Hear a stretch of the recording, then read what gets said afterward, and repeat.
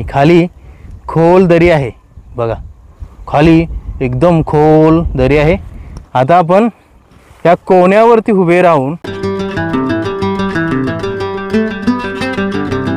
नमस्कार मित्रांनो, जय शिवराय जय शंभूराजे।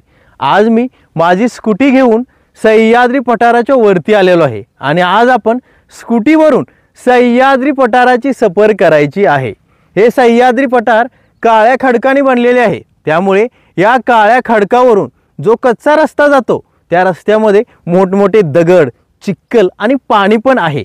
असे हे ॲडव्हेंचर रस्ते आज आपण स्कूटीवरून पार करत करत हे सह्याद्रीचे सानिध्य, हे सह्याद्री पठार वरून बघायचे आहे। आणि सर्वात महत्त्वाची गोष्ट म्हणजे या सह्याद्री पठाराच्या काळ्या खडकावरती जी पांढरी शुभ्र फुले फुललेली आहेत, या फुलांच्या सानिध्यामधून आपण स्कूटीवरून प्रवास करत करत पुढे जाणार, तेव्हा आपल्या मनाला एकदम शांती मिळणार आणि मन एकदम प्रसन्न होणार। अशा या निसर्गाच्या सानिध्यामध्ये सह्याद्री पठारावरती आज आपण फिरायचे आहे। आणि हे सह्याद्री पठार कसे आहे, या सह्याद्री पठारावरती आपल्याला काय काय बघायला मिळते हे देखील आपण स्कूटीवरून प्रवास करत करत बघायचं आहे। आणि सर्वात महत्त्वाची गोष्ट म्हणजे आकाशामध्ये सर्वत्र ढग पसरलेले आहेत, पण पाऊस पडत नाही। उन्हापासून या ढगांनी आपला बचाव केलेला आहे, त्यामुळे हा निसर्ग पण आज आपल्याला व्हिडिओ बनवण्यासाठी साथ देत आहे। तर चला मित्रांनो, या स्कूटीवरून प्रवास करत करत जाऊया आणि सह्याद्रीच्या ॲडव्हेंचरने भरलेल्या रस्त्यामधून पुढे पुढे जाऊन हे सह्याद्रीचे पठार कसे आहे हे देखील बघूया आणि या सह्याद्रीच्या सानिध्यामध्ये फिरून मस्त एन्जॉय करूया। स्कूटी आता चालू केलेली आहे। आता आपण स्कूटीवरून हे सह्याद्रीचे पठार बघायचे आहे। प्रवास करत असताना आपल्याला कसा अनुभव येतोय हे देखील बघायचं आहे। समोर तुम्हाला हा कच्चा रस्ता दिसत असेल, पण या रस्त्यावरून प्रवास करताना सावधगिरी बाळगावी लागते। दगड पण आहेत रस्त्यामध्ये, पण काही ठिकाणी मातीचा इलाका आहे आणि पाऊस पडून गेल्यामुळे त्या मातीवरून टायर पण घसरत आहे। बघा मित्रांनो, किती सुंदर निसर्ग आहे। सर्वत्र काळे खडक पसरलेले आहे आणि या खडकावरती ही पांढरी शुभ्र फुले फुललेली आहेत आणि या पांढऱ्या फुलांच्या जोडीला पिवळी, निळी आणि लाल फुले पण आधीमध्ये फुललेले आहेत। त्यामुळे हे सर्व बघून आपल्या मनाला एकदम मस्त वाटतं मित्रांनो। बघा मित्रांनो, हा कसा आहे निसर्ग। आणि अशा निसर्गामध्ये तुम्ही पण कधीतरी या, कारण जेव्हा आपण स्कूटी घेऊन किंवा बाईक घेऊन अशा निसर्गामधून फिरतो तेव्हा आपल्याला खूप काही बघायला मिळते। आपण चालत चालत एवढ्या लांब जाऊ शकत नाही, त्यामुळे मी स्कूटीचा सहारा घेतलेला आहे आणि हा निसर्ग बघत हे सह्याद्री पठार तुम्हाला दाखवत पुढे निघालेलो आहे। आता आपण या फुलामध्ये प्रवेश करूया। बघा मित्रांनो, ही फुले कशी आहेत आणि या फुलामधून जेव्हा आपण गाडी चालवत पुढे जातो तेव्हा वेगळाच अनुभव आपल्याला अनुभवायला मिळतो। जेव्हा आपण या सह्याद्री पठाराच्या सानिध्यामधून प्रवास करत पुढे जातो तेव्हा आपल्याला वेगळाच अनुभव अनुभवायला मिळतो। या पठारावरून वाहणारी गार वारे, जेव्हा आपण या सह्याद्रीच्या सानिध्यामधून प्रवास करत पुढे जातो तेव्हा आपल्याला वेगळाच अनुभव अनुभवायला मिळतो। या सह्याद्री पठारावरून वाहणारे गार वारे आपल्या शरीराला जेव्हा टच करून जाते तेव्हा आपल्याला वेगळीच फिलिंग अनुभवायला मिळते। बघा मित्रांनो, कच्चा रोड आणि या कच्च्या रोडने प्रवास करायला मला खूप मजा येत आहे। खड्डे आहेत, दगड आहे आणि चिखल पण आहे, पण सर्वत्र सुंदर निसर्ग असल्यामुळे या खड्ड्यांचा, या चिखलांचा आपल्याला काहीही त्रास होत नाही। अशा या सुंदर निसर्गाच्या सानिध्यामधून मी प्रवास करत पुढे आलेलो आहे आणि या ठिकाणी एक सुंदर आणि मोठे तळे आहे। आता आपण या ठिकाणी गाडी थांबवून हे सुंदर आणि मोठे तळे बघूया। मी प्रवास करत करत खूप दूरपर्यंत आलेलो आहे आणि या ठिकाणी मला एक मोठे तळे दिसलेले आहे। बघा मित्रांनो, हे समोर सह्याद्री पठाराच्या वरती असलेले तळे किती सुंदर आहे बघा।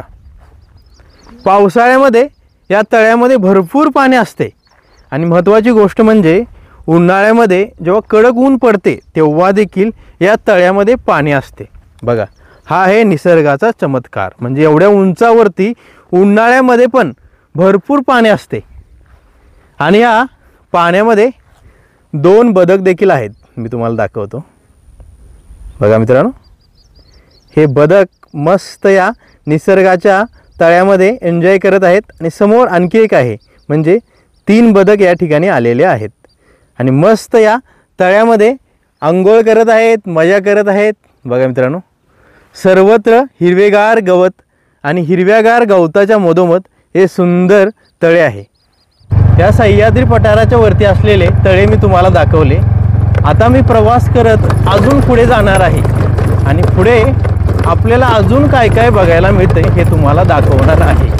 पुढे खोल दऱ्या आणि पठाराचा कोना आपल्याला बघायला मिळणार आहे। त्या ठिकाणी उभा राहून आपण जेव्हा खाली बघणार आहे तेव्हा आपल्याला खोल दऱ्या दिसणार आहेत आणि तिथला सुंदर निसर्ग पण आपल्याला दिसणार आहे। आणि या रोडने प्रवास करत असताना खडकावरून गाडी जोरात आपटत आहे, त्यामुळे सावधगिरी बाळगून आपल्याला पुढे जावं लागत आहे। मित्रांनो, जेव्हा मी प्रवास करत करत पुढे आलो तेव्हा या ठिकाणी मला एक मामा दिसले। या सह्याद्री पठाराच्या खाली एक वरवाडी आहे। या वरेवाडीतून मामा हा सह्याद्री पठार चढत चढत वरती आलेले आहेत जनावरे चारण्यासाठी। आणि मामांचं वय त्यांना मी विचारलं तर मामा म्हणतात मला वय माहीत नाही, म्हणजे मामांचे वय अंदाजे 80 वर्षापेक्षा जास्त असणार। बघा मित्रांनो, सह्याद्रीच्या सानिध्यामध्ये राहणारी माणसे 80 वर्ष होऊन गेलेले आहे तरी सुद्धा हा सह्याद्री पठार चढून वरती आलेले आहेत। मग बघा त्यांचा फिटनेस बघा। आणि आजकालची तरुण मंडळी 40 वर्षांनंतर म्हातारे होतात, त्यांना एखादा डोंगर चढायला सांगितलं की तो डोंगर चढत नाहीत। मामा, तुम्हाला खरंच वय माहीत नाही का? कशाला नाही, मामांना जन्म कधी झाला ती जन्म तारीख सुद्धा माहीत नाही। बघा, ही सह्याद्रीमध्ये राहणारी माणसे किती भोळे असतात पण शरीराने एकदम फिट असतात। मित्रांनो, अशा या सह्याद्रीमध्ये राहणाऱ्या माणसांना भेटल्यामुळे मनाला एकदम शांती मिळते, कारण आपले पूर्वज या सह्याद्रीमध्ये वाढलेले आहेत आणि सह्याद्रीमध्ये राहून त्यांनी आपले शरीर एकदम मजबूत आणि ठणक बनवलेले आहे। मित्रांनो, वाटेमध्ये एक मामा भेटले होते, त्यांना मी विचारलं आणखी पुढे जाण्यासाठी रस्ता कुठून आहे, तर ते म्हणाले तुम्ही आणखी काय पुढे जास्त जाऊ शकत नाही, कारण पुढे खोल दरे आहेत। त्यामुळे मी गाडी मागच थांबवली आणि चालत चालत आता या खोल दरीच्या जवळ आलेलो आहे। आणि मामा म्हटले होते या जंगलाच्या कोण्यामध्ये दगडांच्या आतमध्ये गुहा देखील आहे, ती गुहा देखील आपल्याला बघायची आहे। मामा जर इथं असते तर त्यांनी ती गुहा दाखवली असती। मामा खूप दूर राहिले आणि त्यांची जनावरे तिथे असल्यामुळे ते तिथंच थांबले। आता आपण या सह्याद्रीच्या कोण्यावरून खोल दऱ्या बघूया आणि खालचा निसर्ग कसा दिसतोय आणि खाली काय काय आहे हे सर्व आता आपण या सह्याद्रीच्या कोण्यावरून बघूया। आणि कोण्यावरती उभे राहून मी तुम्हाला खालचा निसर्ग दाखवणार आहे। बघा मित्रांनो, हा आहे सह्याद्रीचा कोना आणि खाली खोल दरी आहे। बघा, खाली एकदम खोल दरी आहे। आता आपण या कोण्यावरती उभे राहून खालचा निसर्ग बघूया। पण मित्रांनो, तुम्ही कधी या सह्याद्री पठाराच्या वरती आला तर या कोण्यावर जास्त मस्ती काय करू नका, कारण हे कोणे कधीही तुटू शकतात। त्यामुळे सावधगिरी बाळगून या ठिकाणी या निसर्गाचा आनंद घ्या। बघा, खाली या निसर्गाच्या सानिध्यामध्ये खूप गावे वाडे आहेत आणि खालचा निसर्ग किती सुंदर आहे। बघा मित्रांनो, मी तुम्हाला या सह्याद्री पठाराचा लास्ट पॉईंट दाखवला, त्या पॉईंटवरती उभे राहून खालचा सुंदर निसर्ग दाखवला। पण एक गोष्ट दाखवायची राहिली। मामा म्हटले होते या सह्याद्री कोण्याच्या लास्ट पॉईंटमध्ये एक गुहा आहे। ही गुहा आता आपण बघूया कुठे आहे आणि कशी आहे। मित्रांनो, ही गुहा शोधण्यासाठी मी सह्याद्री पठाराचे कोणे शोधले आणि शेवटी ही दगडाने बनलेली गुहा मला दिसली। तुम्ही बघू शकता, या सह्याद्री पठाराच्या शेवटच्या कोण्याच्या डाव्या बाजूला ही गुहा बनलेली आहे आणि ही पूर्णपणे दगडाने बनलेली आहे। या ठिकाणी जंगली जनावरे पावसापासून आणि निसर्गाच्या अतिवृष्टीपासून बचण्यासाठी या ठिकाणी येतात। बघा मित्रांनो, दगडापासून बनलेली ही गुहा आणि पुढे आपल्याला काही जाता येणार नाही, पुढे अडचण आहे. पण बघू शकता तुम्ही सर्वत्र काळे दगड आहे आणि ह्या काळ्या दगडापासून ही गुहा नैसर्गिकरित्या बनलेली आहे. मित्रांनो, आज पाऊस उघडल्यामुळे मला या सह्याद्री पठारावरती स्कूटीवरून प्रवास करायला वेळ भेटला. जर पाऊस असता तर आपण या सह्याद्री पठारावरती स्कूटी घेऊन आलो नसतो. कारण जेव्हा मातीमध्ये पाऊस पडतो तेव्हा माती एकदम चिकचिकीत होते आणि त्यावरून टायर घसरते. त्यामुळे निसर्गाने पण आपल्याला आज या सह्याद्री पठारावरती स्कूटीवरून फिरायला वेळ दिला. आज मी स्कूटीवरून या सह्याद्री पठारावरती फिरलो, या सह्याद्री पठाराची सफर केली आणि तुम्हाला या सह्याद्री पठारावरती असलेले सर्व काही दाखवले. पाण्याने भरलेले खूप मोठे तळे, सर्वत्र फुललेली पांढरी शुभ्र फुले आणि या सह्याद्री पठाराच्या वरती जनावरे चारण्यासाठी आलेला एक बाबा.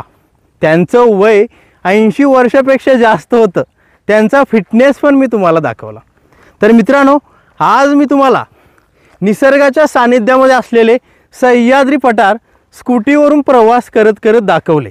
हे सह्याद्री पठार तुम्हाला कसे वाटले मला कमेंट करून नक्की सांगा. आणि असेच नवनवीन मराठी व्हिडिओ बघण्यासाठी चॅनलला सबस्क्राईब करा, शेअर करा, लाईक करा आणि बेल आयकन दाबून नोटिफिकेशन ऑन करा. पुन्हा भेटूया अशाच नवीन सुंदर व्हिडिओसोबत. धन्यवाद. जय शिवराय, जय शंभूराजे. नमः पार्वती पते हर हर महादेव.